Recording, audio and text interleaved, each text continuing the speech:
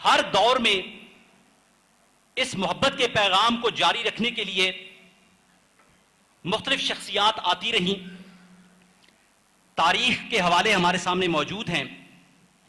آج کے اس دور میں یہ حقیقت بھی موجود ہے اور ہم سب اس کے گواہ بھی ہیں کہ آج اس محبت کے پیغام کو جاری رکھنے کے لیے جو شخصیت ہمارے سامنے موجود ہے وہ صرف پروفیسر ڈاکٹر محمد طاہر اللہ قادری صاحب کی شخصیت ہے، جنہوں نے اپنے عمل سے، اپنی فکر سے، اپنی محنت سے، اپنے سارے معاملات میں اس بات کو ثابت کیا کہ مسلک اہل سنت کی رہنمائی کی جو ہم خواص دیکھنا چاہتے ہیں وہ سارے خواص ان میں موجود ہیں. جس فتنے سے آج کے اس دور میں ہم دوچار ہیں، ضرورت اسی نقطے کی، اسی معاملے کی ضرورت ہے